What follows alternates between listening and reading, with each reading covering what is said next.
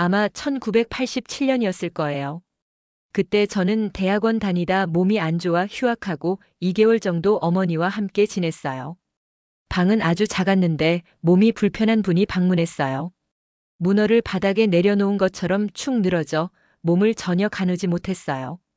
저와 동갑인 24세 아가씨였는데 화장은 고사하고 앉아있지도 못한 채 방바닥에 퍼져 있었어요. 와, 이게 사람이야? 저는 충격을 받았어요.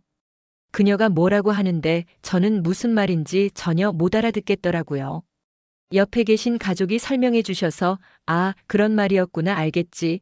그 설명이 없으면 전혀 못 알아듣겠더라고요. 그런데 그분이 시인이고 오늘 교회에서 간증을 하실 거래요. 저는 과연 저런 분한테서 뭘 들을 수 있을까? 의심했어요. 그리고 잊어버렸어요. 그 후 11년이 흘렀어요. 미국에서 한국의 IMF를 맞았어요. 한국도 미국도 힘들었어요. 우리는 회개와 찬양으로 주님을 구했어요. 그 이름 송명의 작사 최덕신 작곡. 예수 그 이름 나는 말할 수 없네. 그 이름 속에 있는 비밀을, 그 이름 속에 있는 사랑을, 그 사랑을 말할 수 없어서 그 풍부함 표현 못해서 비밀이 되었네. 그 이름 비밀이 되었네. 사람들 그 이름 건축자의 버린 돌처럼 버렸지만 내 마음에 새겨진 이름은 아름다운 보석. 내게 있는 귀한 비밀이라. 내 마음에 숨겨진 기쁨, 예수, 오 그 이름. 나는 말할 수 없네. 그 이름의 비밀을. 그 이름의 사랑을. 이 찬양을 부를 때 눈물이 나곤 했어요. 그렇게 찬양의 가사에서 11년 전에 그녀를 만났어요. 어떻게 문어처럼 바닥에 축 늘어진 몸을 가진 사람에게서 이토록 아름다운 찬양이 나왔을까? 다윗도 시편 4편에서 주께서 내 마음에 두신 기쁨을 노래하고 있어요. 시를 이해하기 위해서는 케이스를 아는 게 중요한데 다윗이 이 시를 어떤 상황에서 썼는지 알 수 없어요. 하지만 아마 다윗은 송명의 시인처럼 아픔 속에서의 기쁨을 노래한 게 아닐까 생각돼요. 이 시의 키워드는 의와 기쁨이에요. 이 키워드를 따라 읽으면 시의 내용이 쉽게 이해돼요. 다윗의 시 영장으로 현악에 맞춘 노래. 내 의의 하나님이여 내가 부를 때에 응답하소서. 곤란 중에 나를 너그럽게 하셨사오니 내게 은혜를 베푸사 나의 기도를 들으소서. 곤란이란 단어로 볼 때 다윗의 심정이 평안치 않고 매우 힘든 것 같아요. 내가 부를 때에 응답하소서. 나의 기도를 들으소서라 해요. 뭔가 하나님의 도움이 절실히 필요한 상태예요. 그가 겪은 곤란은 무엇이었을까? 그런데 그가 하나님을 부를 때 하나님 앞에 한 단어를 더 붙였어요. 내 하나님이 아니라 내 의의 하나님이에요. 왜 다윗은 내 하나님 앞에 의라는 말을 첨가했을까?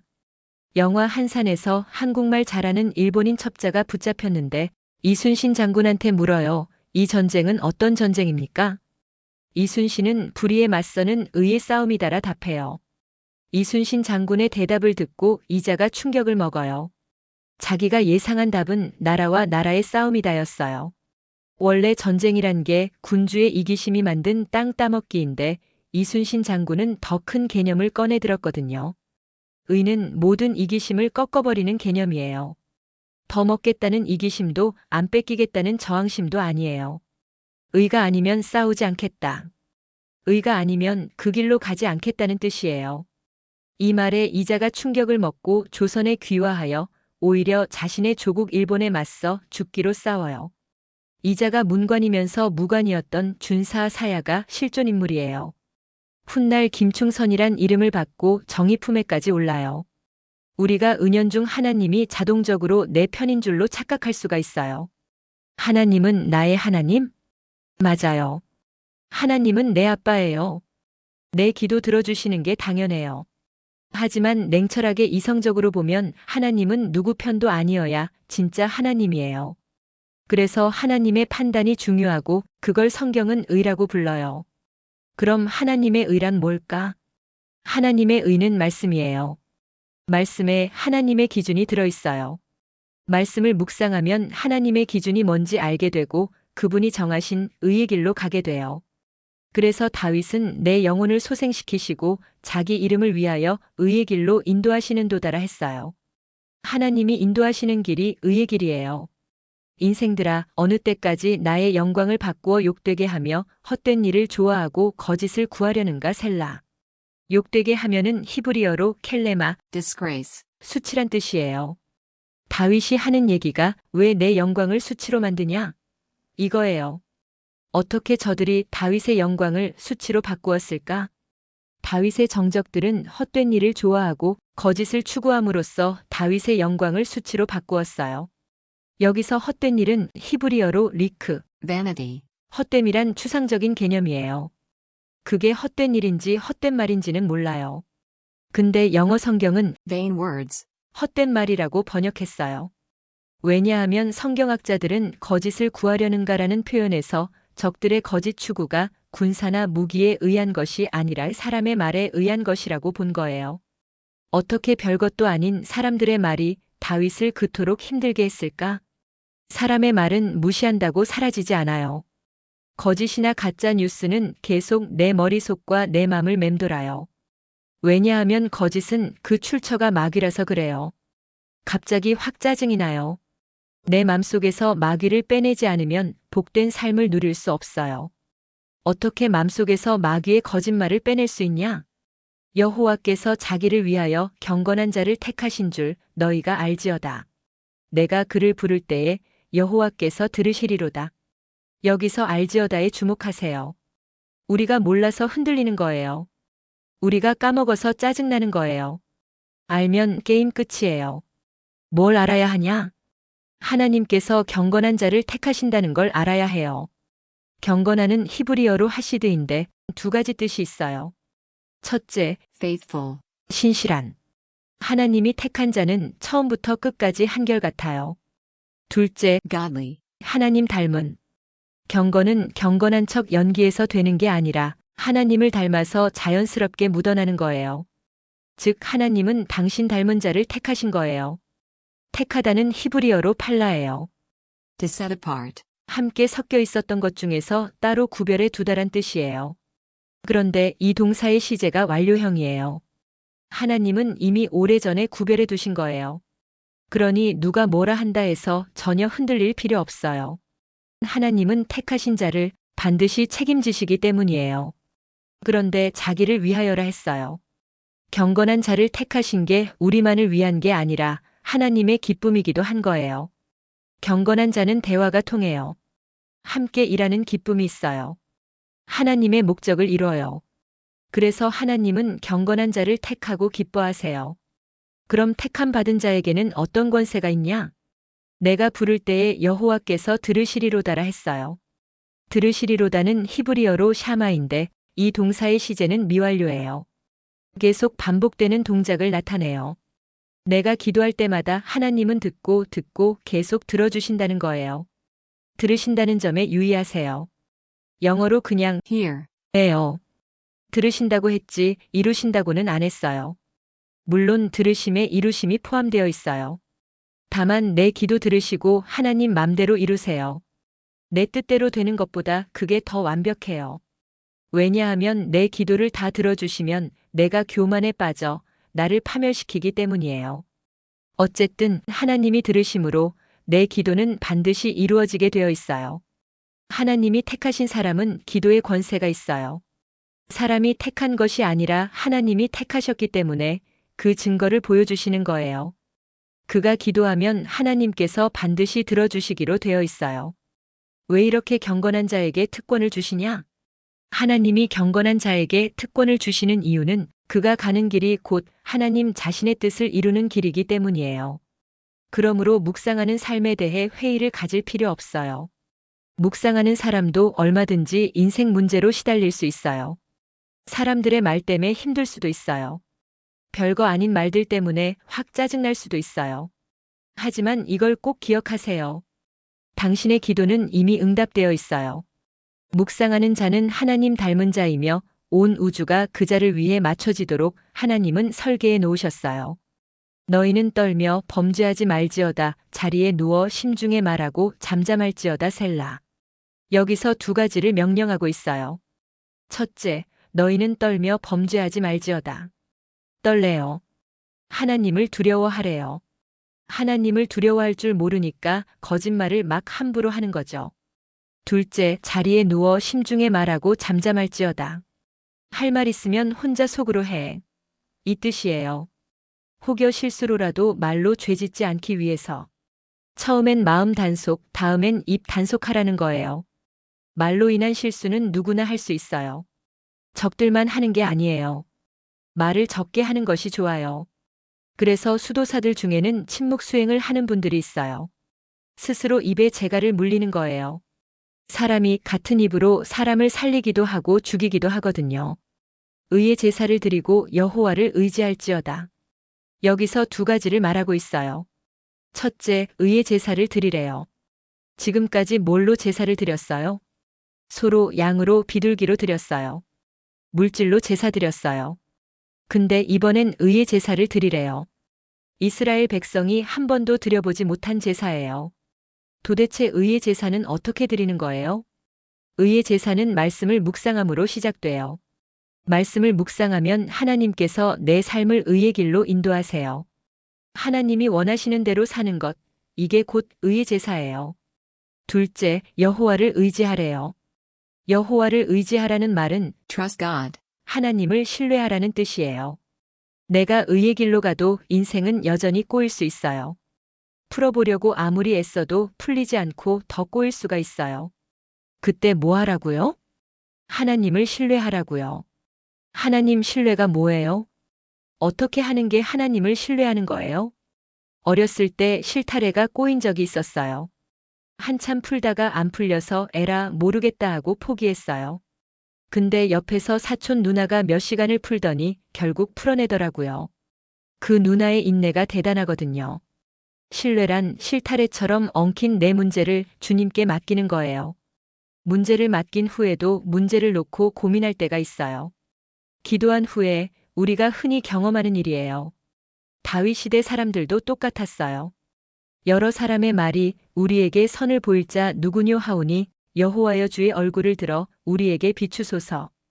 우리에게 선을 보일 자 누구뇨란 여러 사람이 기도한 후에도 불안해했다는 걸 암시해요. 여기서 선이란 말에 주목하세요. 히브리어 토브는 Good. 좋은이란 뜻의 형용사예요. 명사로 쓰일 땐 A good thing. 선한 일이에요. 표준 세번역은 이 토브를 큰 복이라 번역했어요. 우리에게 큰 복을 주실 분이 누구예요? 하나님이죠. 그래서 다윗은 여호와여 주의 얼굴을 들어 우리에게 비추소서라 해요. 기도한 후에 흔들리면 어떻게 해야 돼요? 더 기도하면 돼요. 근데 왜 다윗은 문제 해결을 구하지 않고 하나님의 얼굴을 보여달라고 했을까? 내가 말씀을 묵상하고 하나님이 기뻐하시는 길이 뭔지 깨달아서 그 길로 갔어요. 의의 길이에요. 하지만 그런다고 해서 당장 현실에서 발생하는 문제들이 저절로 풀리거나 해결되진 않아요. 오히려 막힐 수도 있고 더 망해버릴 수도 있어요. 그럴지라도 우린 하나님을 믿는 수밖에 없어요. 이때 하나님께서 우리를 위해서 큰 축복을 주신다는 시그널이 뭐예요? 하나님의 얼굴을 보여주시는 거예요. 근데 하나님의 얼굴은 직접 보면 죽어요. 모세도 하나님을 불꽃으로만 봤어요. 그래서 다윗은 하나님의 얼굴을 빛으로 보여달라고 해요. 한 줄기 빛이 엄청난 큰 축복이 온다는 증거예요. 캄캄한 어둠 속에서 한 줄기 빛이 비치면 다 볼 수 있어요. 문제를 움켜쥐신 하나님의 손도 보여요. 문제는 풀려 있어요. 내가 가야 할 길이 환하게 보여요. 이것이 바로 다윗이 하나님의 얼굴을 빛으로 구한 이유예요. 우리가 하나님의 얼굴을 사람 얼굴처럼 볼 수는 없지만 뭔가 하나님의 존재를 경험할 수 있다면 우리가 가는 길에 대한 확신을 가지게 돼요. 무엇이 거짓인지, 무엇이 속임수인지, 무엇이 위험인지 금방 알아차리고 그걸 피해서 안전하게 갈 수 있어요. 하나님이 우리를 뭘로 축복하세요? 빛으로 축복하세요. 당장 문제 해결이 아닐 수 있어요. 그러나 내가 이제 밝히 알아요. 의의 길을 잘 걸어갈 자신감이 생겨요. 그것만으로도 나는 이미 복받았어요. 나머지는 부수적인 복에 불과해요. 큰 다이아몬드를 주셨는데 그거 끼울 금반지 안 주셨다고 불평한다면 그건 의의 가치를 전혀 모르는 소리예요. 세상이 얼마나 혼탁해요? 영광을 수치로 바꾸고 헛된 말을 좋아하고 거짓을 따라가고 이런 혼탁한 세상에서 가장 큰 축복은 의의 길을 보이시는 진리의 말씀을 받는 거예요. 주께서 내 마음에 두신 기쁨은 그들의 곡식과 새 포도주가 풍성할 때보다 더하니이다. 다윗은 하나님이 내 안에 두신 기쁨이 풍년 때 농부의 기쁨보다 더 크다라고 해요. 직장인의 연봉이 크게 오르면 어떨까요? 학생이 시험 잘 쳐서 장학금을 두둑이 받으면 어떨까요? 사업가가 큰 거래를 성사시킨다면 어떨까요? 남녀가 서로 사랑해서 결혼하게 된다면 어떨까요? 불임 부부가 10년 만에 임신하고 건강한 아이를 낳으면 어떨까요? 하지만 이 모든 기쁨보다 더한 기쁨이 있다는 거예요. 그게 뭐냐? 주께서 내 마음에 두신 기쁨이라는 거예요. 인생에서 누리는 모든 기쁨을 뛰어넘는 절대 기쁨을 하나님은 우리 각자의 마음 속에 심어두셨다는 거예요. 이게 없으니까 맨날 마음이 불만족인 거예요. 내 안에 내가 좋아하는 기쁨만 있으니까 마귀에게 시달리는 거예요. 내가 좋아하는 기쁨은 쉽게 흔들리고 무너져요. 슬픔이나 불행으로 쉽게 변해요. 반면 절대 기쁨은 결코 변하거나 없어지지 않아요. 그 안에 절대 권세가 있기 때문이에요. 예수님이 말씀하세요. 내가 그들에게 영생을 주노니 영원히 멸망하지 아니할 것이요 또 그들을 내 손에서 빼앗을 자가 없느니라. 그들을 주신 내 아버지는 만물보다 크심에 아무도 아버지 손에서 빼앗을 수 없느니라. 여기서 예수님은 절대 기쁨에 대해 말씀하고 계세요. 이 기쁨은 하나님이 주신 기쁨이기 때문에 절대 권세가 있다는 거예요. 그러니 절대 기쁨이 마음속에 있는 자는 마귀한테 시달리지 않아요. 지금은 너희가 근심하나 내가 다시 너희를 보리니 너희 마음이 기쁠 것이요 너희 기쁨을 빼앗을 자가 없으리라. 누구에게도 결코 뺏기지 않는 기쁨, 바로 절대 기쁨의 능력이에요. 말씀을 묵상하는 자에겐 그 안에 절대 기쁨이 있어요. 기쁠 일이 생겨서 기쁜 게 아니에요. 속 안에서부터 계속 흘러나오는 기쁨 때문이에요. 요르단의 페트라로 가다 보면 건조하고 메마른 평야를 통과하게 돼요.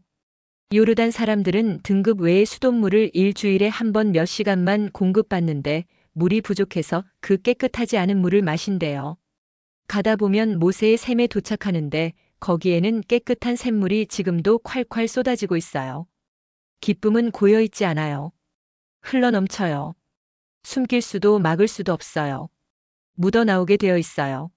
하나님이 내 안에 넣어주신 기쁨은 반드시 흘러나오게 되어 있어요. 나라가 망했는데 입에서 찬양이 나와요. 인생이 온갖 해결되지 않은 문제들 투성인데 만족해요. 연출이 아니에요. 그냥 미쳤어요. 그 안에 절대 기쁨이 있어서 그래요. 내가 평안히 눕고 자기도 하리니 나를 안전히 살게 하시는 이는 오직 여호와이시니이다. 평안.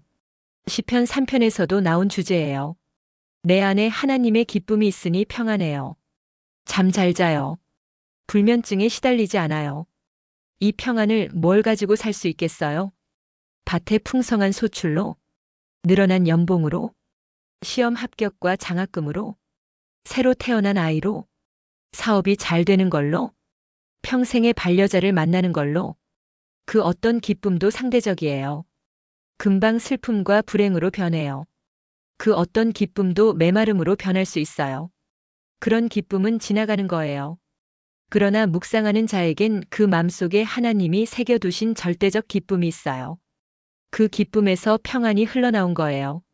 참 평안은 오직 하나님이 주신 거예요. 시편 63편 1절부터 4절. 하나님이여, 주는 나의 하나님이시라. 내가 간절히 주를 찾되 물이 없어 마르고 황폐한 땅에서 내 영혼이 주를 갈망하며 내 육체가 주를 앙모하나이다. 주의 인자하심이 생명보다 나음으로 내 입술이 주를 찬양할 것이라. 이러므로 나의 평생에 주를 송축하며 주의 이름으로 말미암아 나의 손을 들리이다. 다윗이 광야에서 무엇을 봤어요? 뱀, 전갈, 먼지, 바람, 굶주림과 목마름, 외로움과 고독? 다윗은 광야에서 하나님의 인자, 헤세드, 하나님의 변함없는 사랑을 봤어요. 광야에 뭐가 있어요? 하나님의 절대적인 사랑이 있어요. 광야에는 뱀, 전갈, 먼지, 바람, 굶주림과 목마름, 외로움과 고독만 있는 게 아니에요. 광야에는 하나님의 절대적인 사랑이 있어요. 이걸 발견한 다윗은 하나님 맘에 합한 자가 됐어요.